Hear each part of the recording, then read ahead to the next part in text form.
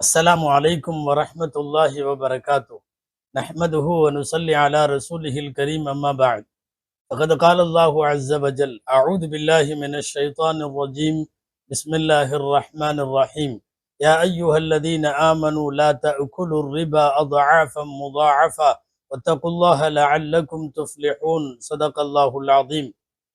அளவற்ற அருளாளனும் நிகரற்ற அன்புடையோனுமாகிய எல்லாம் வல்ல அல்லாஹுவின் பெயரால் துவங்குகிறேன். அருமை நாயகம் முஹம்மது ரசூலுல்லா ஸல்லல்லாஹு அலைஹி வஸல்லம் அவர்களின் மீதும் நற்பாக்கியங்கள் நிறைந்த அவர்களுடைய உம்மத்தின் மீதும் குறிப்பாக இக்காணொளியில இணைந்திருக்கிற நம் அனைவர் மீதும் எல்லாம் வல்ல அல்லாஹுவின் நல்லருள் என்றென்றும் நிறைவாக உண்டாவதாக. ஆமீன். அல்லாஹுவின் பேரருளால் இன்றைய தராவீஹ் என்கிற தலைப்பில் புனித ரமலான் 2026 ஒவ்வொரு நாளும் ஓதப்படக்கூடிய தராவீஹினுடைய வசனங்களிலிருந்து ஒரு வசனத்திற்கு பொருளும் விளக்கமும் பார்த்து வருகிற வரிசையில் அன்பானவர்களை, இன்றைய தினம் ஓதப்பட இருக்கிற ஆல இம்ரான் சூராவில் அல்லாஹு ஜல்ல ஷானஹு தஆலா பல்வேறு இடங்களில் இன்றைக்கு மிக சாதாரணமாக கருதப்படுகிற வட்டி குறித்து, அதன் விபரீதம் குறித்து, விளைவுகள் குறித்து, அதன் தீமைகள் குறித்து நிறைய பேசுகிறான்.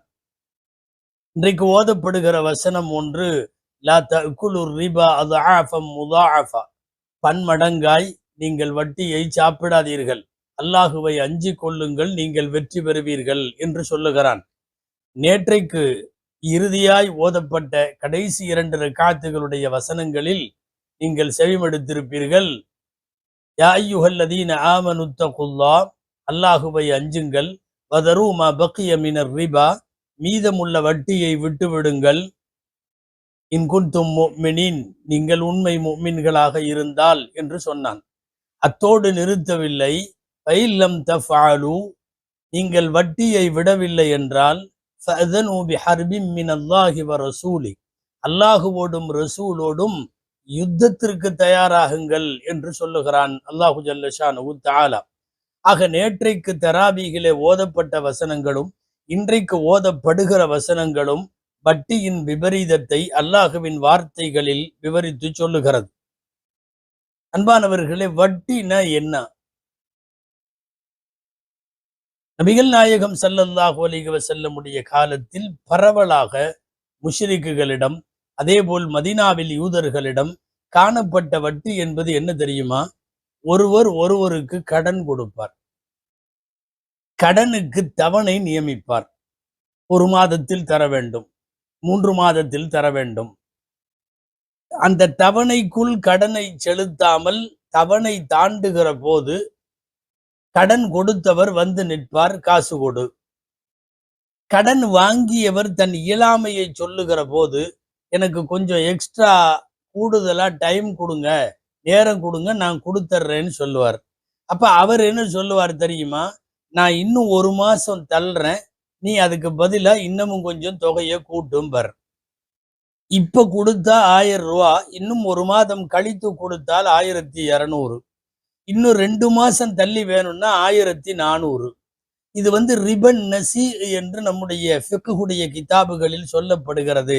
ஆக கடன் கொடுத்து கடனுடைய தவணை குறித்த போது திரும்ப கொடுக்காத போது தவணையை கூட்டுவதற்காக தொகையையும் கூட்டுகிற இந்த வட்டி நடைமுறை நபிகள் நாயகம் ஸல்லல்லாஹு அலைஹி வஸல்லமுடைய காலத்திலே இருந்தது. படிப்படியாக அந்த வட்டி மட்டுமல்ல, எல்லா வகையான வட்டிகளும் ஹராம் என்று மார்க்கம் தீர்ப்பு சொல்லுகிறது.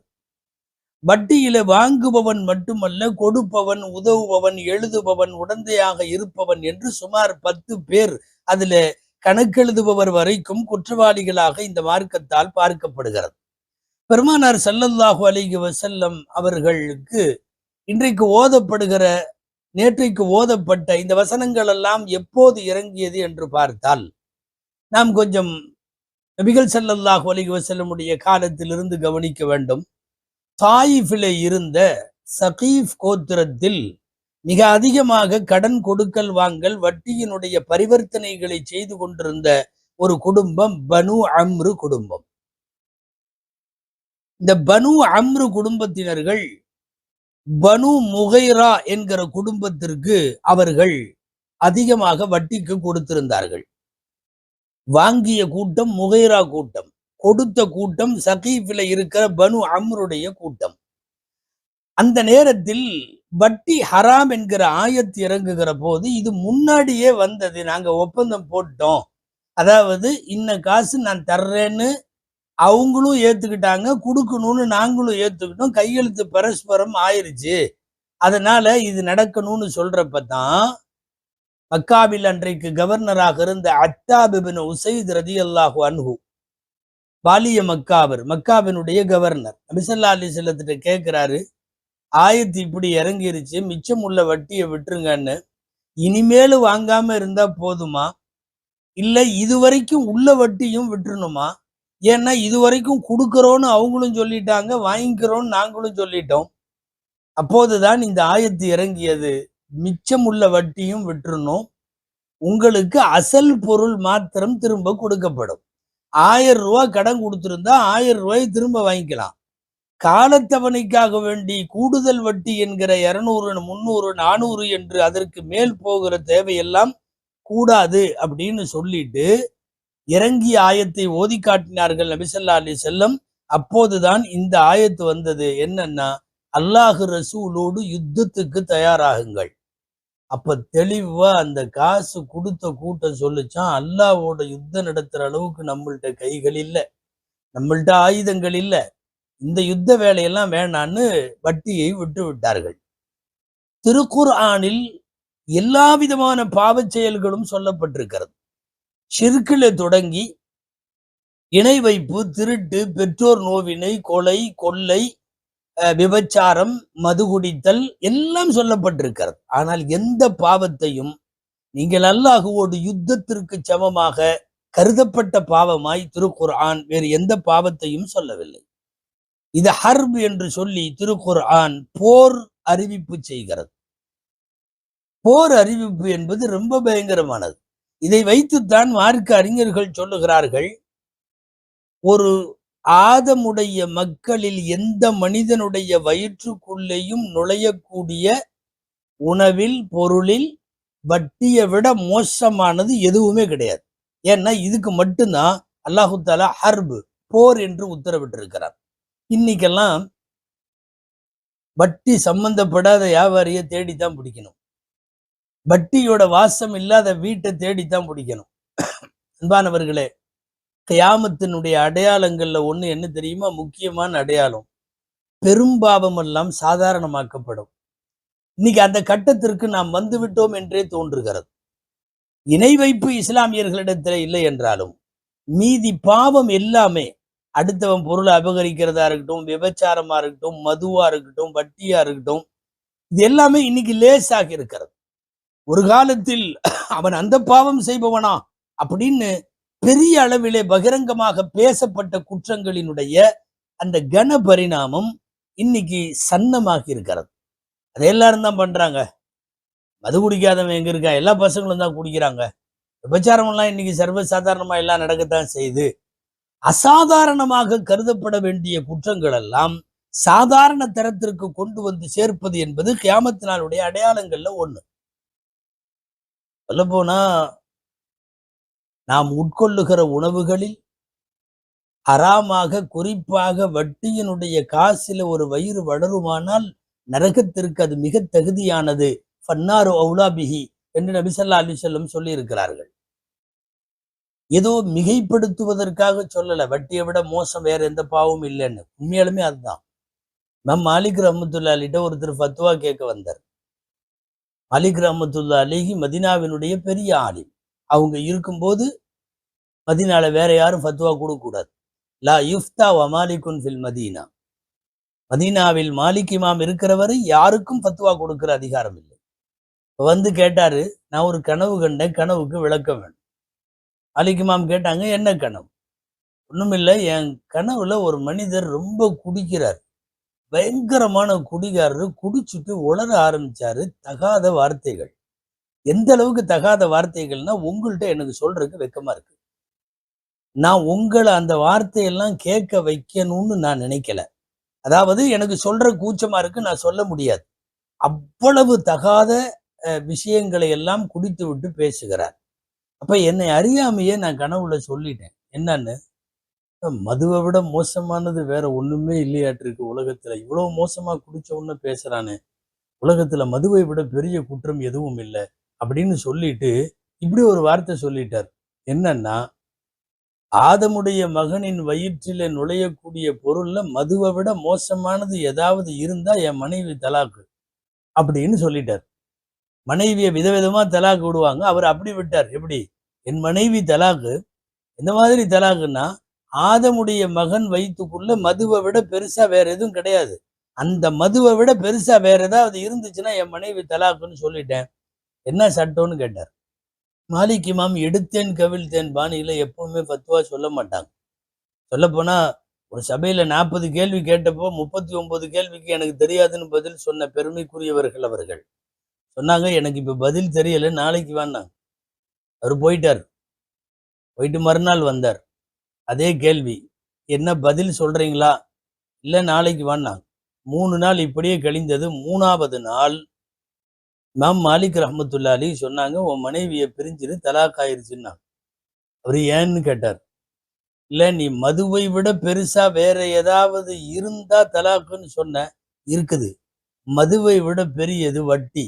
வட்டியோ வட்டியின் காசோ வட்டி சம்பந்தப்பட்ட பொருளோ ஒரு வகுத்துக்குள்ள போறதை விட மது ஒன்றும் அவ்வளவு பெருசு இல்லை. எல்லா பாவத்தை விட வட்டி தான் பெருசு. அதுக்கு மட்டும்தான் அல்லாஹு தாலா ஹர்ப் என்கிற வார்த்தையை இறைவனோடு போருக்கு தயாராங்கிற அளவுக்கு கேட்கிறான். அதனால உன் மனைவியை நீ பிரிந்தாக வேண்டும். உன் மனைவி உன்னிடமிருந்து பாயின் என்று சொல்லக்கூடிய தலாக் ஆகிவிட்டால் நீ அவளை பிரிந்து விடு என்று சொன்ன இமாம் மாலிக் ரஹ்மத்துல்லாஹி அலைஹி கருத்து என்ன தெரியுமா? லா ஷையுன் தகல ஃபி ஜௌஃபி இப்னி ஆதம அக்பஹ வ அக்ஸர ஷர்ரன் மினர் ரிபா. வட்டியை விட ஆதமுடைய மகனின் வயிற்றுக்குள்ள போறதுல வேற எதுவுமே ரொம்ப மோசம் கிடையாது. அவ்வளவு மோசமாக இருக்கக்கூடிய வட்டி. ஸல்லல்லாஹு அலைஹி வஸல்லம் இந்த உலகத்திற்கு விடைபெறும் போது ஆற்றுகிற ஹஜ்ஜத்துல் விதாவினுடைய உரையில இந்த வார்த்தை பேசினாங்க. அலா இன்ன ரிபல் ஜாஹிலிய்யதி மௌதூஉன். அறியாமைக்காரத்தினுடைய எல்லா வட்டியும் புதைக்கப்பட்டது, அழிக்கப்பட்டது, என் காலுக்கு கீழே நசுக்கப்பட்டது, அனைத்தும் தள்ளுபடி செய்யப்பட்டது. என்னுடைய சிறிய தந்தையின் சகோதரர், என்னுடைய சிறிய தந்தை அப்பாஸ் ரலியல்லாஹு அன்ஹுவுக்கு வர வேண்டிய அத்தனை வட்டியையும் நான் இந்த இடத்திலே நின்று தள்ளுபடி செய்கிறேன் என்று ஹஜ்ஜிலே தள்ளுபடி செய்தார்கள். வட்டியில் யாருக்காவது வருமானம் வருமானால் மார்க்க அறிஞர்கள் மின் அஹ்பத்தில் கஸ்ப் என்று எழுதுகிறார்கள். தரங்கட்ட வருமானம். நல்ல தமிழ்ல கொஞ்சம் இறங்கி சொன்னா கேடுகட்ட வருமானம் வட்டியினுடைய வருமானம் என்று சொல்லுகிறார்கள். அன்பானவர்களே, சொல்றதுக்கு கூச்சமா இருக்குது ஒரு நபிமொழிய. நீங்க கேள்விப்பட்டிருப்பீங்க. இப்னு மாஜாவிலே பதிவாகி இருக்கிற ஹதீஸ், அர்ரிபா சபஊன ஹூபன். ஹூபன்னா பாவம். ரிபா என்பது வட்டி என்பது 70 வகையான பாவம். ஐசருஹா அன் தஅதிர் ரஜுலு உம்மஹு. அந்த 70லேயும் ஆக லேசானது ஒரு மனிதன் தன் தாயிடத்திலே தவறு செய்வது. அப்பன்னா 70 பாவங்களில் லேசானதே தாயோடு நெருங்குவது என்றால், தகாத உறவு வைப்பது என்றால், 70ல அப்ப பெருசு என்னவாக இருக்கும்? யோசித்தாலே சிலிர்த்து விடும். நபிகள் ஸல்லல்லாஹு அலைஹி வஸல்லம் அவர்கள் வட்டி குறித்து பேசிய வார்த்தைகள். இதுக்கெல்லாம் சேர்ந்துதான் அல்லாஹ் போருக்கு தயாரான்னு கேட்டான். போருக்கு தயாராகுங்கள்னு அறிவிப்பு செஞ்சுட்டான். போர் பிரகடனம் என்பது எந்த வகையிலையும் சமாதானத்திற்கு வழி இல்லாத இடத்தில் தானே போர் பிரகடனம். இந்த பாவத்தோடு இறைவனுக்கு சமரசமும் கிடையாது, சமாதானமும் கிடையாது. எனவே போர் அறிவிப்பு என்று செய்து விட்டான். செய்து விட்டது மட்டுமல்ல, உறுதியாக சொல்லுகிறான், யம்ஹகுல்லாஹு ரிபா வ யுர்பி ஸதகாத். வட்டியை அழித்தே தீருவான்.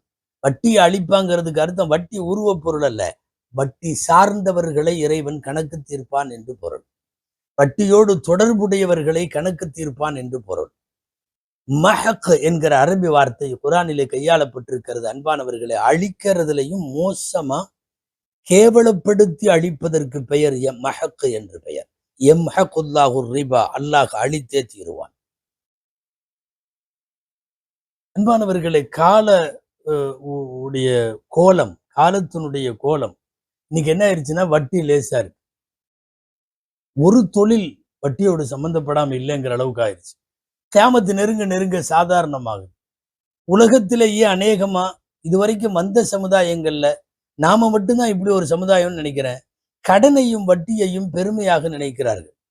இன்னைக்கு பாத்தீங்கன்னா ரொம்ப வறுமை கோட்டுக்கு கீழ் உள்ள மக்களை விட்டுருங்க. நடுத்தர மக்களும் உயர்தர வர்க்கமும் எல்லாத்தோட ஜோப்லையும் கிரெடிட் கார்டு இருக்கு. எல்லாத்தோட ஜோப்லையும் கிரெடிட் கார்டு என்பது ஒரு அவமானம். அவமானம் தாங்க. கடன் நான் இவ்வளவு கடன் வச்சிருக்கேன், கடன் கொடுக்கணுன்றது அவமானம் தானே. ஆனா இன்னைக்கு அது பெருமையா இருக்கு. உன்கிட்ட கிரெடிட் கார்டு கூட இல்லையா? கிரெடிட் கார்டு கொடுத்தா இவ்வளோ சலுகையெல்லாம் கிடைக்குமில்ல, இல்லையா? அதாவது அவமானப்பட வேண்டிய பொருள் பெருமைக்குரியதாக மாறி இருக்கிறது. எல்லாம் வச்சிருக்கான். நேரா ஏதாவது ஒரு சூப்பர் மார்க்கெட், ஏதாவது ஒரு கடை, ஏதாவது ஒரு மால் நேரா போய் கொடுக்குறாங்க. அந்த காசுக்கு உள்ளேயா இருந்தா வட்டி கட்ட வேண்டியதில்லை. ஆனா அதை தாண்டிட்டா வட்டி கட்டுகிறேன்னு கையெழுத்து போட்டு தான் நம்ம கிரெடிட் கார்டே வாங்குறோம். சில பேர் சொல்லலாம், 100 ரூபா அளவு கொடுப்பாங்க, நான் 100 ரூபாய் கட்டிடுவேன், இதுல எல்லாம் எந்த வட்டியும் இல்லைன்னு. ஆனா ஒரு உடன்படிக்கை அங்க இருக்கிறது என்னன்னா, 100 ரூபாய்க்குள்ள இல்லை அப்படின்னா, குறிப்பிட்ட தவணையில செலுத்தலைன்னா, கிரெடிட் கார்டினுடைய சட்டமே என்னன்னா வட்டி போடுவோங்கிறது தான். அந்த வட்டியை நான் ஏற்றுக்கொள்ளுகிறேன்னு ஒப்பந்தம் போடுறதுக்கு பேர் என்ன? அல் ஆஹிது வல் முஅதி சவாஉன். வட்டியினுடைய பாடத்தினுடைய எல்லா கிதாபுகள்ல உள்ள வார்த்தை, வாங்குபவன் கொடுப்பவன் எல்லாம் சமம். அப்ப கிரெடிட் கார்டு இது புரியவே இல்லை. இந்த அறியாமை என்னன்னா, ஒரு அவமானத்தை பாக்கெட்ல வச்சிருக்கிறத இப்போ எல்லாம் பெருமையா நினைக்கிறாங்க. என்கிட்ட கிரெடிட் கார்டு இருக்கு அப்படின்னா என்ன அர்த்தம் தெரியுமா? நான் கடனாளியா இருக்கவும் பெருமைப்படுறேன், வட்டி கொடுக்கறதுக்கும் பெருமைப்படுறேன். இது எப்படி பெருமையாக ஆகும்? அன்பானவர்களே, அசாதாரணமாக கருதப்பட வேண்டிய குற்றங்கள் கால ஓட்டத்தில் சாதாரண குற்றங்களாக பார்க்கப்படுகிற ஒரு விபரீதம் இன்றைக்கு நடந்து கொண்டிருக்கிறது. என்ன இருந்தாலும் வட்டிக்கு போக மாட்டோம் என்கிற பிடிவாதத்தில் இன்னமும் அல்லாஹுவின் நல்லடியார்கள் பல பேர் லோன் வாங்கினதில்லை. ஒரு வண்டிக்கு கூட இன்ஸ்டால்மெண்ட்ல தொடர்ந்து பணம் கட்டுற மாதிரி இல்லை. ஏதாவது சீட்டு கம்பெனிகள்ல வட்டி கட்டுற மாதிரி இல்லை. என்ன சூழ்நிலை வந்தாலும் மார்வாடிகள்கிட்ட போய் வாசல்ல நிக்கிற மாதிரி இல்லை. பிடிவாதத்தோடு வட்டியில இருந்து தள்ளி வாழ வேண்டும் என்று வாழ்பவர்களும் இருக்கிறார்கள். உலகத்துல இதெல்லாம் சாதாரணம்பா என்று கடந்து செல்லுகிற, வட்டியையும் தூக்கி உள்ளே போட்டுக் கொள்ளுகிற, அதன் மூலம் குடும்பத்தை, குழந்தைகளை, வருங்கால சமுதாயத்தை, வாழ்வாதாரத்தை எல்லாவற்றையும் நாசமாக்குபவர்கள் தான் வட்டியின் பக்கம் போகிறார்கள். எல்லாம் வல்ல அல்லாஹுவிடத்தில் துவா செய்வோம். அல்லாஹு ஜல்ல ஷானுஹு தஆலா வாழும் காலம் வரைக்கும் அந்த காசு இல்லாமல், வட்டியினுடைய தொடர்பு இல்லாமல், ஹலாலான சம்பாத்தியத்திலேயே நம் வயிறுகளை வைக்கக்கூடிய ஒரு தௌஃபீக்கை அல்லாஹு ஜல்ல ஷானுஹு தஆலா நம் எல்லோருக்கும் தருவானாக. ஆமீன். வ ஆகிரு தஅவானா அனில் ஹம்துலில்லாஹி ரப்பில் ஆலமீன். அஸ்ஸலாமு அலைக்கும் வரஹ்மத்துல்லாஹி வபரகாத்துஹு.